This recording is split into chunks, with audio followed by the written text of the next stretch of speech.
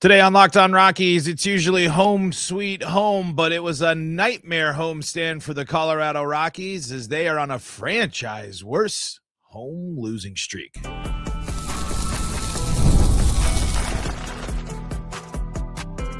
You are Locked On Rockies, your daily Colorado Rockies podcast, part of the Locked On Podcast Network, your team every day.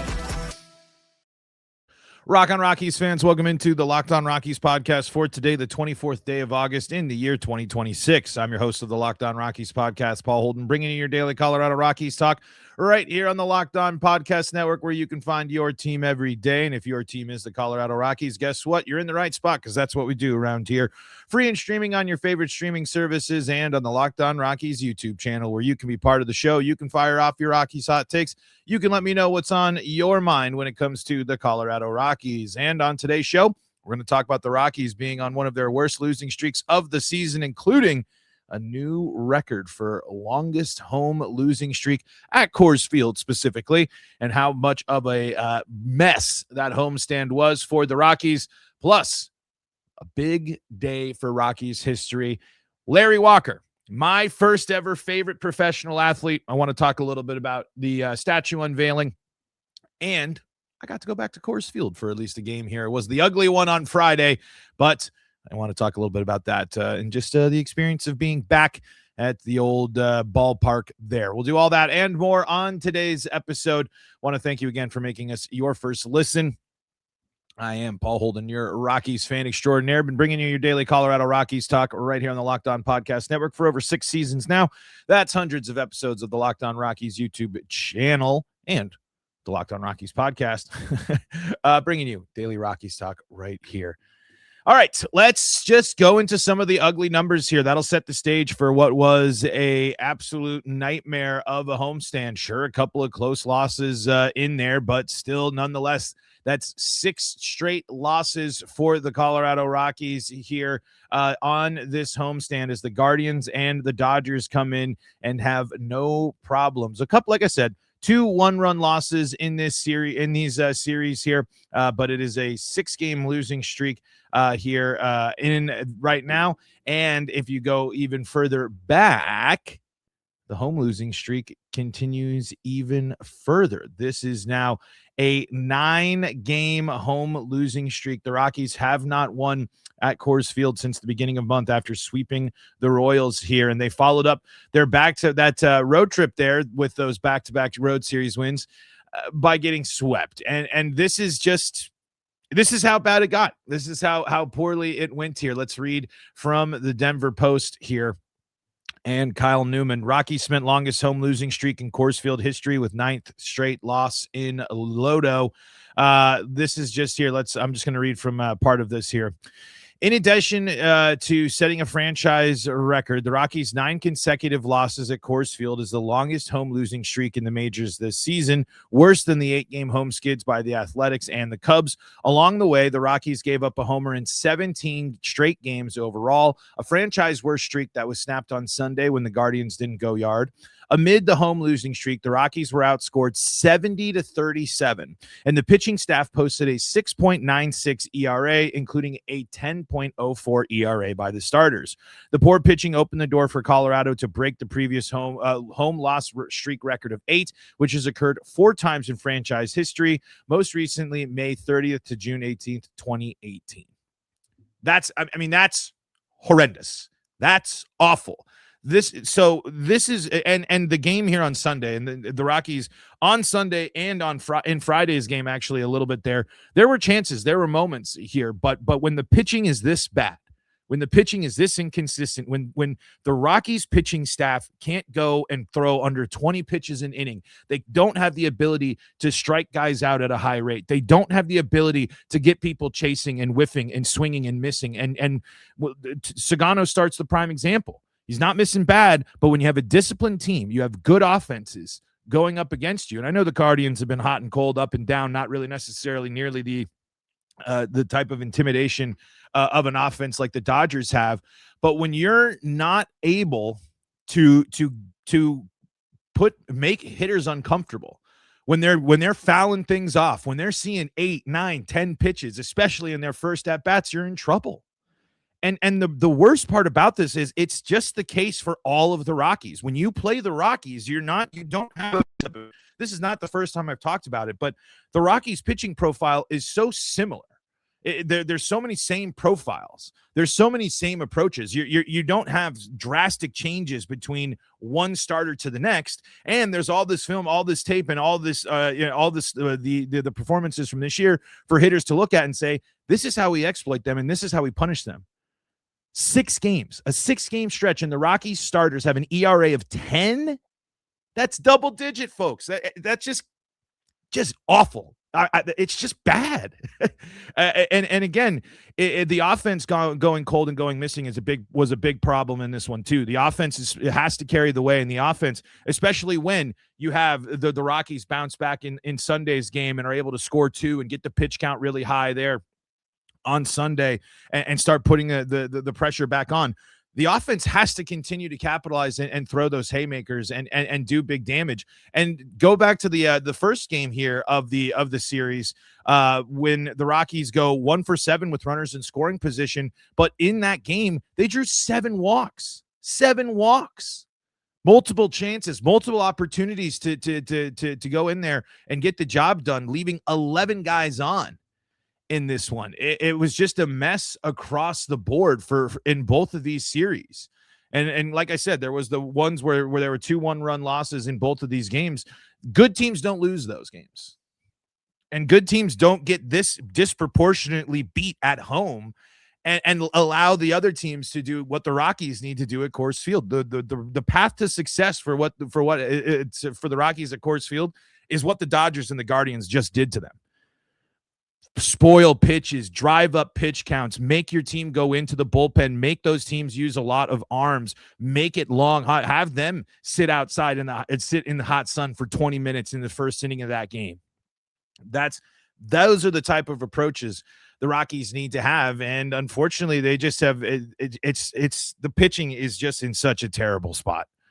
It's just outscored 70-37. Obviously, we highlighted a little bit of the offensive frustrations there, but sometimes offenses are going to go a little cold. But it's just really tough that there is just that no one outside of Romano, it feels like, is stepping up. And of course, we've talked and highlighted Tomoyuki Sugano, but you just aren't going to have success when you can't get the outs, when you can't strike guys out, when you're nibbling on the outside, when you're not executing, when you're not painting the corners. The Rockies pitchers have to do everything perfectly, basically, for them to even get a somewhat decent performance. But the Rockies, it is so clear how far the pitching staff has to go. The pitching issues, there's no clear outcome of oh wow, that the other side of this, we know that this guy is going to be a key part of this going forward.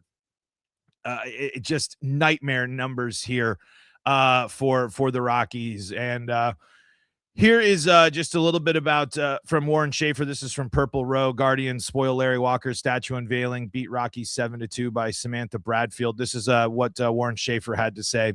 I thought it was similar to the last outing a little bit in terms of getting behind in counts early, manager Warren Schaefer said after the game. I think you combine that with how that team takes at bats, and you compound the behind in counts, foul balls, tons of foul balls. Yeah, there was a ton of them. Pitch count, the pitch count ran up heavily in the first inning, over 40, and then pretty much the same thing in the second. Sugano threw 91 pitches in 3 innings. Good for him going back out for the third, being able to do that and save our pen 1 extra inning. But it was just a tough day for Tomo, and it just didn't happen today. He didn't feel it. It continues to be the same standard here. There's only so many excuses that you can have here for the Rockies. And Tomo's been good enough, but I wonder, are we potentially maybe seeing a little bit of the steam wearing or the season kind of wearing on him a little bit here. This is from ESPN and the AP. Tomoyuki Sugano took the loss after giving up 5 earned runs and 9 hits in just 3 innings. It was tied for the shortest outing in the majors for the 36-year-old right-hander, who made it to at least the 5th inning in his previous 22 starts this season. Obviously, we'll have to see how it goes and how it increases there. but Tomo has not been the efficient guy that we've needed in the past. And again, he's been able to get a couple of these strikeouts here when he needs to, but man, it's just those long drawn out innings with high pitch counts. We were talking, I think it was last week, at the beginning of last week, about how Rockies starters were averaging like 20 pitches an inning. That type of stuff kills the flow, kills the momentum. And again, as the Rockies continue to look for their 13 wins to avoid 100 losses, the pitching staff has to start leading the way, because there's been far too many of these stretches where it's not just bad, it's blown up, get embarrassed bad. And a 10 ERA over a homestand is exactly that. Just a mess, man. A really, really big mess here for the Rockies, as again, this is a Guardians team that is 65 and 66 now at the end of this homestand, at the end of this series, trying to claw their way back in and playing some good baseball here. But overall, this is not an offense with how much damage that they did to the Rockies. They're 26th in runs scored. They're 27th in team batting average with 234. Their on-base percentage is 313, and the slugging percentage is at 369, 30th in all of baseball there. This was not a good offense, and they came in there and just absolutely hammered the Colorado Rockies on the offensive side of in this one. With those 70 runs that were scored in this series, in this homestand against the Colorado Rockies, 20 of those runs were scored. Let me make sure I get 20 of those runs were scored by the Guardians there. That just also kind of highlights in how crazy the Dodgers offense there was as well. Making sure, let me double check that it's outscored 70-37. That's home losing streak. So that also goes back to the Tampa Bay series as well. So the Rockies have just been giving up tons of runs now. So in the series against the Dodgers at home, the Rockies pitching staff gave up, let's see, I'm making sure I get this quickly. Yes, this is 24 runs given up by the Rockies pitching staff there against the Rockies pitching staff.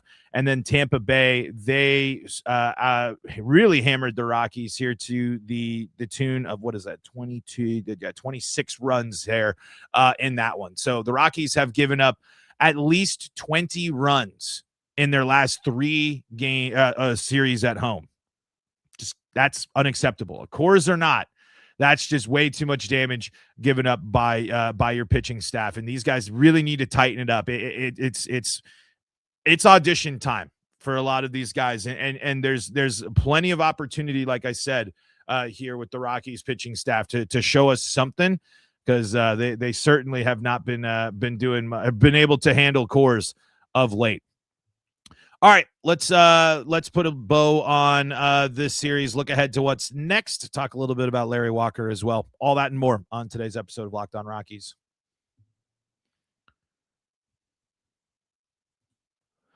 Before we do that, though, got to tell you about the folks that help make this show possible, and that includes Odoo. Running a business shouldn't feel like you're trying to connect a bunch of systems that were never designed to work together. One app for accounting, another for inventory, another for sales, and somehow none of them talk to each other. That's where Odoo comes in. Odoo is an all-in-one business management software that brings every part of your business together in one powerful platform. From sales and accounting to inventory and marketing, everything works in one place. Odoo is one platform to manage, grow, and scale your business. The best organizations know that success isn't just about talent. It's about having everyone working towards the same goal. And that's true in sports, just like it is in business. Maybe you find yourself in that managerial role. You're going to have to make a game time decision. You might not have a lot of time, but you got to react. You got to be on your toes. And you're going to know that adjustment is important, and it's going to impress how smoothly it gets implemented, because everyone's going to know their role, because you handled the business, because great organizations win, because operations matter. And that's why you should get Odoo. Try for free today at odoo.com/lockedon. That's odoo.com/lockedon.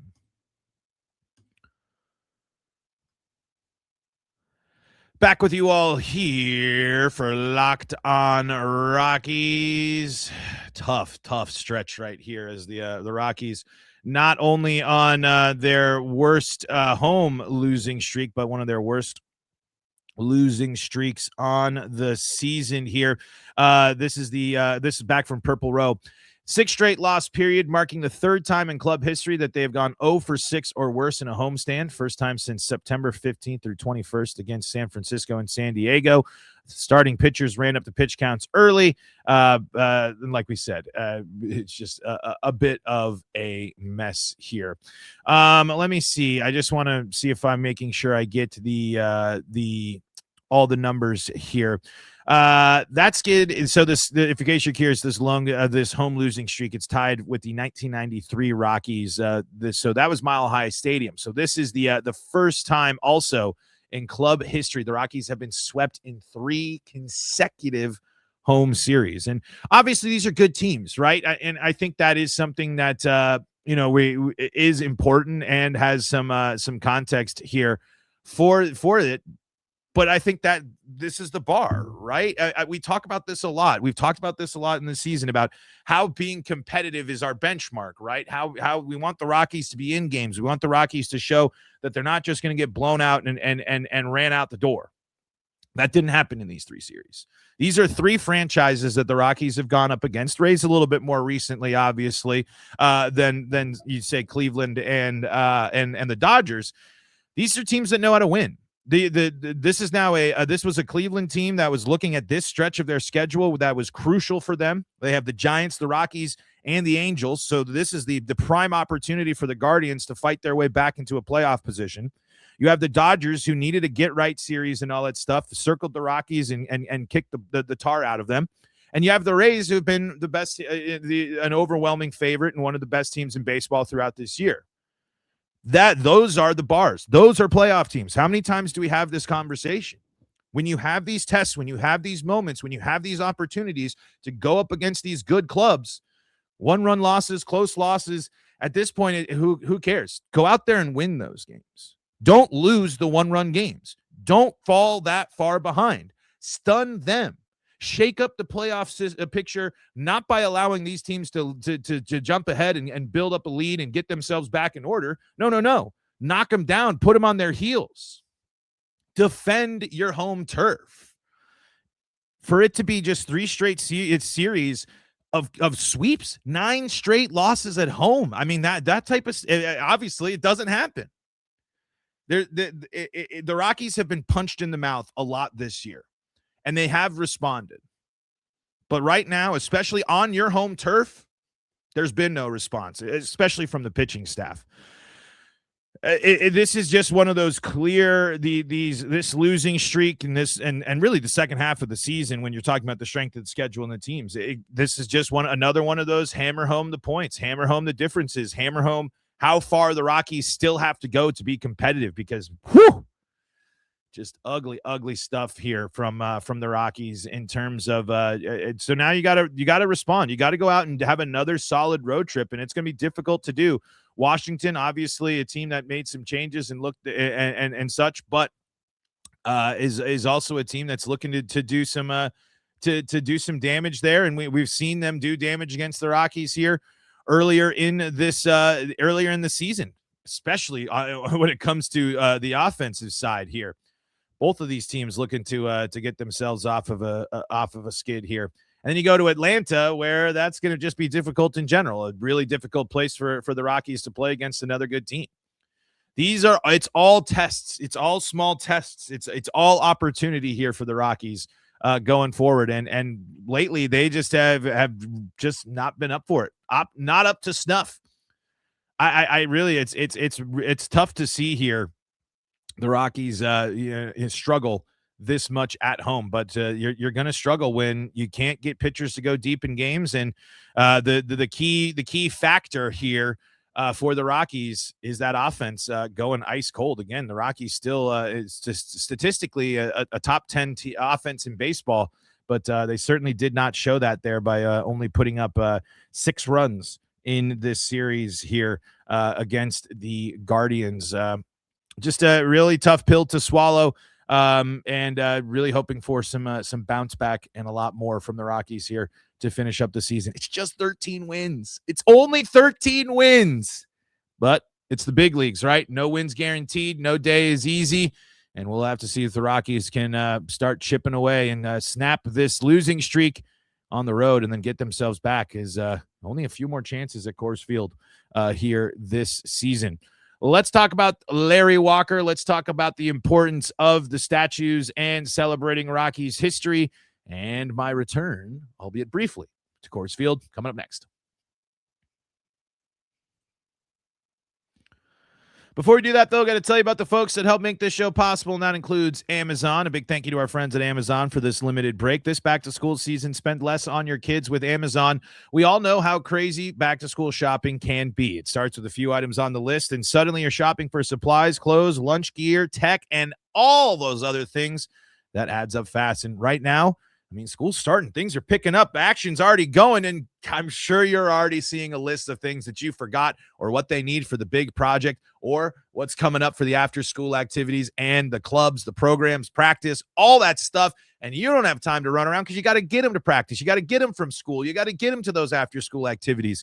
Take advantage of all the great deals and the great selection available at Amazon. Great prices, great availability, and then you get it sent right to you at home. No running around to multiple stores. No going around with your hair on fire, making sure that I got to go to this store for this. Oh, they don't have this. Ah! Skip the stress and use the advantages that Amazon's low back-to-school prices bring you. Spend less on your kids because every dollar you don't spend on them is a dollar you haven't spent on them. Shop back to school at Amazon and spend less on your kids. Locked On Rockies back with you all here. Segment number 3 of today's episode. Thank you again for making us your first listen of the day. On the bright side here, the Rockies unveil the statue of Larry Walker outside of Coors Field. Looked like a great statue as well. It looked like him. I love the fact that it is that iconic pose and it's that crazy jersey that gets to be immortalized forever in the statue there. But this, if you've been a longtime listener of the show, you know this about me.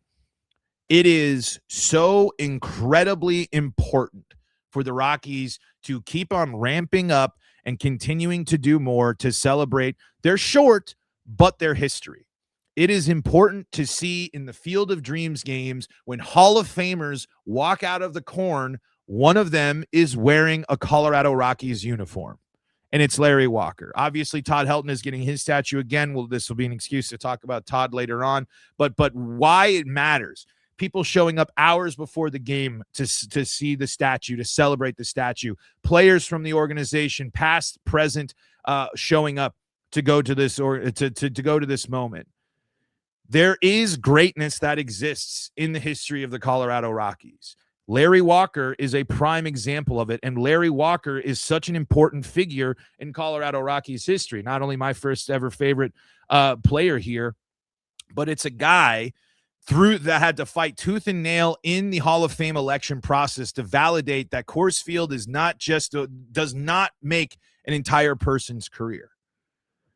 There are great players and greatness that exist that have worn purple. And now, instead of it just being the player, the statue, which is a fine, message and statement, when people go to Coors Field, they will be face to face. Obviously, the number's retired, but a statue adds to that. Face to face, they see the face, they see the pose, they see the guy that was incredibly successful as a Rocky, that was able to come up big and have big moments and impact this team both on and off the field. A personality that brings a guy like me into the club, that helps you fall in love with the red bat, flipping the helmet around at the All-Star game, throwing having a cannon for the arm. It's really, really important that these statues are the beginning of the Rockies celebrations of their players. Patrick Lyons mentioned this as well, saying, ? Next up, Rockies Hall of Fame. It should be the next step. Yes, the Rockies as a whole do not have a lot of winning. Yes, the Rockies as a whole have a lot of forgettable players. But the ones that have stayed that aren't forgettable, the ones that are Hall of Famers, the ones that are legendary Rockies, the ones that have helped get this team to the postseason, the ones that have helped this team win a lot of ball games, the ones that have found success in a challenging environment as an expansion team in XYZ. They deserve to be celebrated. And on top of that, you see how important it is to have guys, to have legends of the game love and care and be enthusiastic about being Rockies and having that name associated with them. It is a really big bummer that Troy Tulowitzki does not want anything to do with the organization. The next possible Hall of Famer for the Rockies in Nolan Arenado. It's a huge bummer that we don't know for sure if he'll go in as a member of the Rockies. He should. His best performances consistently in the longest stretch of best success was as a member of the Rockies. But instead of there being all these stories about disgruntled, burned, frustrated, mad players that leave the Rockies and don't have a fond memory or don't want to rekindle a relationship, that's brutal. So when you have guys like Todd Helton and Larry Walker that bleed purple, that were successful, that were some of the best baseball players to ever do it, as proven by being selected into the Hall of Fame, they should be celebrated. Though obviously they are the ones with the statues. They are the example setters. But you can't forget about all the other greatness that has surrounded them, that helped them be great and helped the Rockies have great seasons. It's weird, obviously, if you might be an outside perspective, and you might see, obviously, the reputation and the history of the Rockies suggests that what really is there to celebrate. Well, that right there is a prime example. One of the best players in baseball history played right field for the Rockies, and it was Larry Walker. One of the best first basemen to ever do it played for the Colorado Rockies, and it was Todd Helton. These things matter. They're incredibly important. And it is really cool to see the Rockies recognizing and celebrating these guys. It's unfortunate how much we have to lean on and go with. You got to lean on the Blake Street Bombers. You got to lean on Rocktober to go, hey, remember Rocky's success. But still, that shouldn't take away from wanting to celebrate these guys, and what a cool moment it was to see. It was really great to see people show up and want to celebrate this team. People love the Rockies. People love these players. People do love this team. They just need to be able to put out a more consistent product so the celebration can go on going. Because man, just being back at Coors, and it was a tough game. Right away it was the Rockies fell behind. It was another loss. It was a tough start for Tanner Gordon. But there is an energy and atmosphere that obviously is soaked in nostalgia for me around just baseball in Denver, the Rockies, and everything like that, that it's just waiting to be one of the best baseball environments in the entire league. Coors Field still rules. I understand, we've talked a million times. The Rockies provide an elite game day experience at a beautiful ballpark, at a place that is just primed to enjoy winning and successful and a consistently good team. Because if the Rockies could establish themselves as a consistent winner, they would be one of the best vibes, best energy, just best atmospheres in baseball. Instead of it just being constantly the other team and everyone being able to file in and treat it as a great spot to vacation, instead of it just being a way to go see their team on the cheap and use the Rockies as the punching bag. I was bummed I didn't get to see the statue. Love to see the celebration. Love to see the fanfare around it. And, man, I just kind of in the back of my mind as I was thinking about that today, just after getting to be back at Coors and walking around there and seeing how much people's, there's still a decent crowd, still plenty of folks that want this team to be good. I think there's a lot of ways to keep celebrating the success of the past for the Rockies, but really the focus has to also be getting this team back in order and getting them back to a winning ball club. And we'll see if they can snap this 6-game losing streak as they go on the road here. No off days here as the Rockies going right to it, going up against the Nationals here. And Cade Cavalli, who's been great this year, 11-5, 3.22 ERA at the whip of 1.22, 162 strikeouts in 142 innings worth of work. So obviously Big red flag here for the Rockies. Did we see this? I believe we did see against the Rockies. Yes, and he cruised against the Rockies the last time he saw them here in July about a month ago. 8 strikeouts to 2 walks with only 4 hits allowed in 6 innings worth of work, and that was at Coors Field. In his last 2 appearances, 21 strikeouts. 21 strikeouts. In fact, actually, his last 2 starts have both been the Nationals have ended up blanking their opposition, Texas and Chicago. And back in his start against the Rockies, that was a shutout victory as well, 8-0 for the Nationals. So we'll see how it all plays out, see if the Rockies can stop the skid and continue their winning ways on the road. We'll be reacting to it all here on Locked On Rockies. Thank you so much for making us your first listen of the day. Go check out all the great stuff on Locked On MLB. For your second listen, Locked On MLB, Back to the Bullpen, and, of course, Locked On MLB Game Night. Plus, we got you covered with Locked On Broncos, Avalanche, Nuggets, and Buffs. Lots going on here as the season ramps up for the Broncos. And, of course, what an offseason for the Nuggets. I don't know how you're feeling.